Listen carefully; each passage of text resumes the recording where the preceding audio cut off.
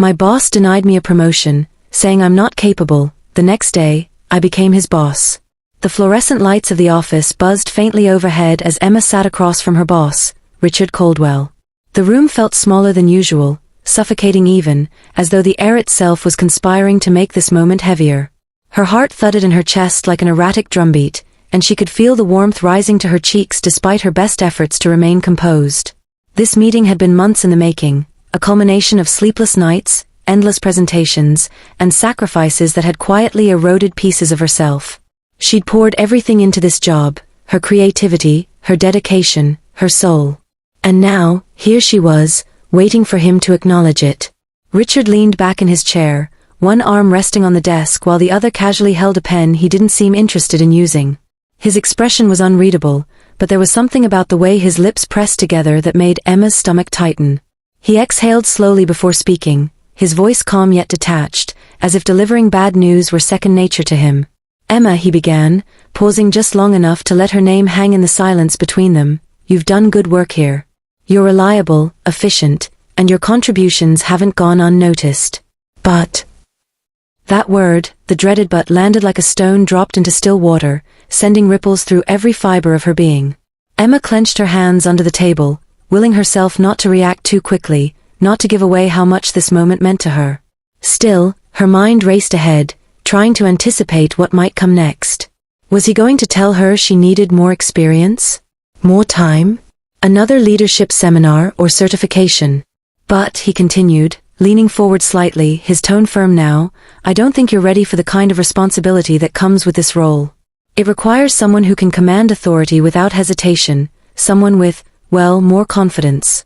You're talented, no doubt, but I'm afraid you lack the decisiveness we need at this level." Each word hit her like a hammer strike, hollowing out her chest until all she could hear was the echo of disbelief pounding in her ears. Confidence? Decisiveness? These weren't qualities she lacked. They were traits she'd fought tooth and nail to cultivate over years of proving herself in spaces where women often had to shout twice as loud to be heard half as much.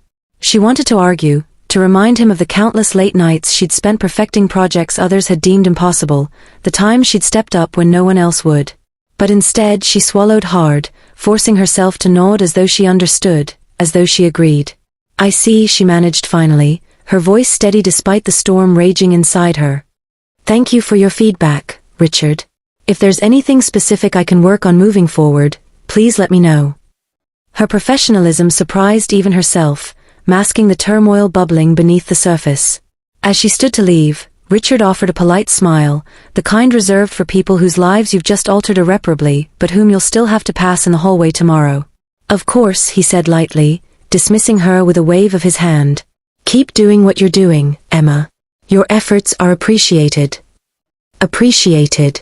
The word lingered in her mind like a bitter aftertaste as she walked back to her desk, her heels clicking against the polished floor tiles. Appreciated wasn't enough, not anymore.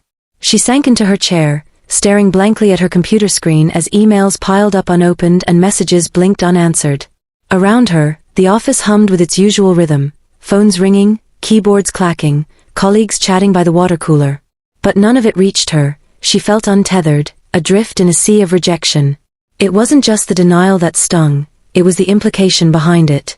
That she wasn't capable. That she didn't belong in the upper echelons of leadership because she wasn't assertive enough, bold enough.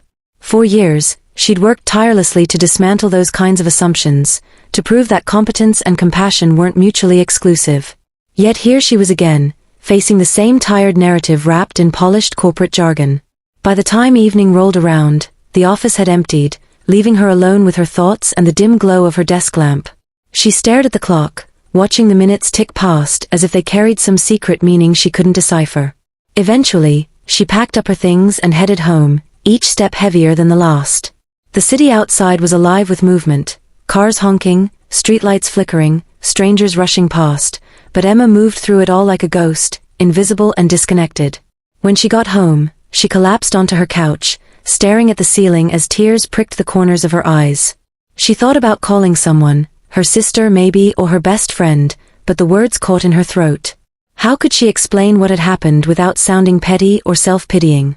So she stayed silent, letting the weight of the day settle over her like a thick fog. But somewhere deep within her, a spark ignited. A quiet, stubborn flame that refused to be extinguished. Because as painful as the rejection was, it also clarified something important. Richard's opinion didn't define her worth. He might have underestimated her, dismissed her potential, but that didn't mean she had to accept it. In fact, it only fueled her determination to prove him wrong, not just for herself, but for everyone who'd ever doubted her. The next morning, Emma arrived at work earlier than usual, determined to focus on what she could control rather than dwell on what she couldn't. She brewed a strong cup of coffee and settled into her routine, answering emails and reviewing reports as though nothing had changed. On the surface, she seemed composed, collected. But beneath the calm exterior, her mind was racing, piecing together fragments of ideas that had been swirling in her subconscious for weeks. Then, just as she was about to dive into a particularly challenging project, her phone buzzed with an unexpected notification. It was an email from HR, marked urgent. Frowning, she opened it and began reading, her eyes widening with each line. By the time she finished, her hands were trembling, not from fear, but from exhilaration. Within hours, whispers spread throughout the office like wildfire. Meetings were hastily called, and employees gathered in clusters, their voices low but charged with excitement. Emma remained at her desk, pretending to focus on her work while secretly observing the chaos unfolding around her. When Richard emerged from his office, his face pale and strained, she knew the rumors were true. And so when the official announcement came later that afternoon, delivered by none other than the CEO himself during an impromptu company-wide meeting, Emma allowed herself a small private smile. Richard Caldwell, the man who had denied her promotion less than 24 hours ago, was stepping down unexpectedly, and she, Emma, was being appointed as his replacement. Emma's first day as the new boss began with a mixture of exhilaration and unease. The weight of her promotion was palpable, pressing down on her shoulders like an invisible cloak she wasn't quite sure how to wear yet. She sat at Richard's old desk, now hers, and stared out the large window that overlooked the bustling city below.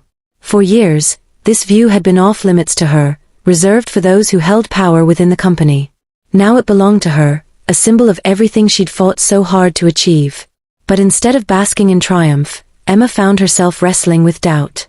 Could she truly fill these shoes?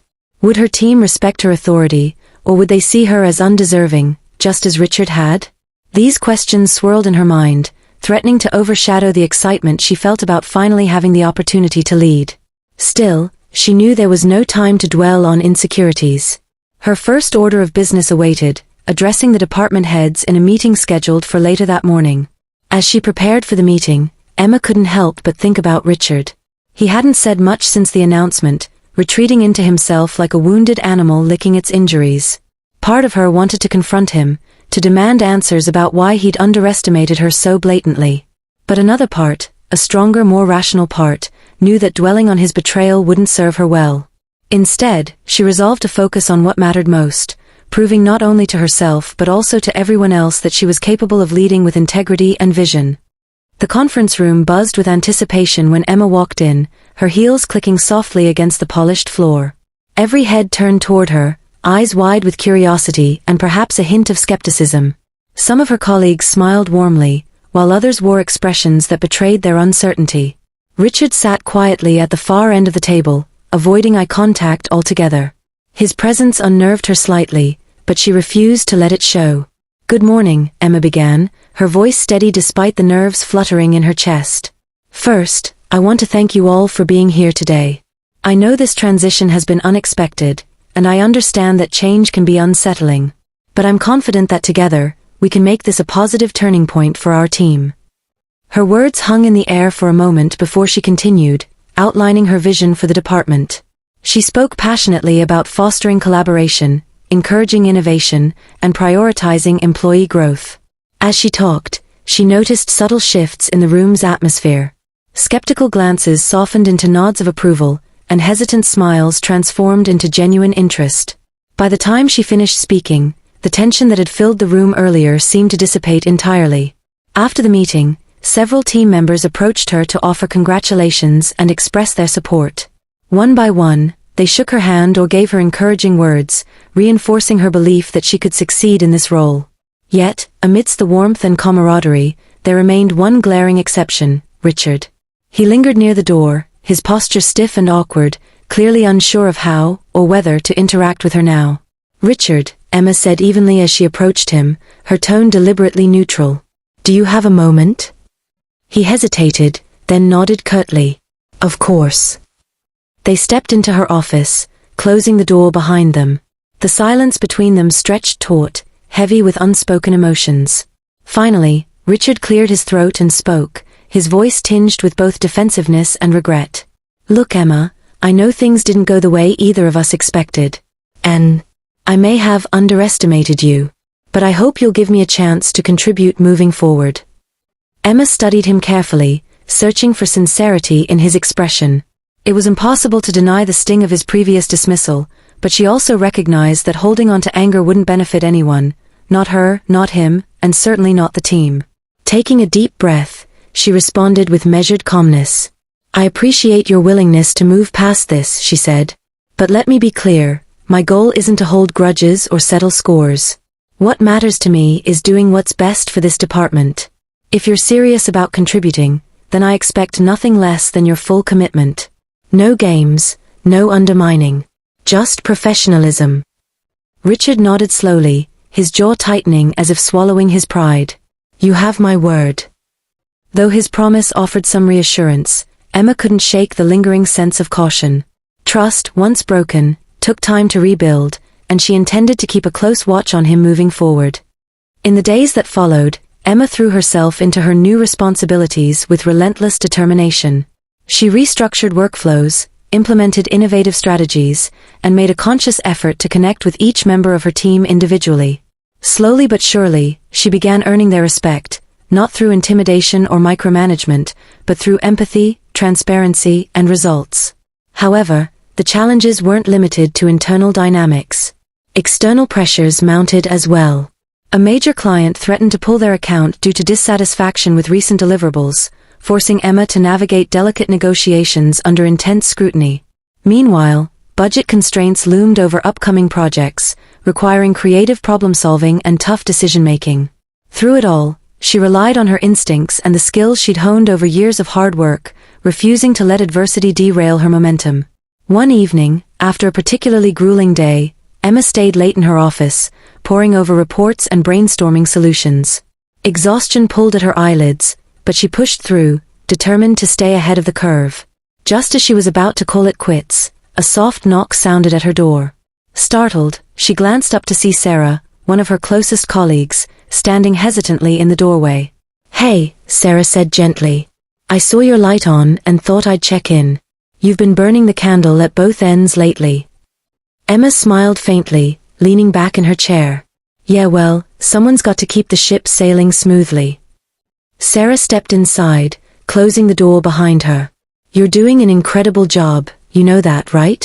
Everyone's talking about how much better things are running since you took over. Even Richard seems different, more cooperative." Emma raised an eyebrow, skeptical but intrigued. "Different how?" "Well," Sarah hesitated, choosing her words carefully, "he's been quieter, more reserved. Almost like he's trying to prove something. Maybe to you, maybe to himself, I'm not sure. But whatever it is, it feels like progress." The comment gave Emma pause. She hadn't considered the possibility that Richard might be using this experience as a catalyst for personal growth. Perhaps his demotion had forced him to confront his own flaws, much as her promotion had challenged her to rise above self-doubt. The thought was both humbling and hopeful, reminding her that people were capable of change, even those who seemed set in their ways. "You know," Emma mused aloud, "maybe this whole situation isn't just about me proving myself. Maybe it's about all of us learning to grow, together." Sarah nodded thoughtfully. "That's a pretty inspiring perspective. Just don't forget to take care of yourself along the way. Leading doesn't mean carrying everything alone." Emma chuckled softly, feeling a wave of gratitude wash over her. "Thanks, Sarah. I needed to hear that." As weeks turned into months, Emma's leadership continued to yield remarkable results. Morale improved, productivity soared, and even the most skeptical critics began to acknowledge her competence. Yet, beneath the surface-level success, deeper transformations were taking place. Relationships evolved, trust deepened, and individuals discovered strengths they hadn't known they possessed. Even Richard surprised her. Though their interactions remained professional and somewhat distant, she noticed subtle changes in his demeanor. He became more willing to listen, more open to feedback, and less resistant to collaboration. It wasn't redemption, it wasn't forgiveness, but it was progress. And sometimes, progress was enough. Still, as Emma stood on the precipice of a brighter future, she couldn't help but wonder, was this the end of her journey, or merely the beginning of something greater? The answer, she realized, lay not in the destination but in the steps she chose to take next. And with renewed determination she took them, one bold stride at a time.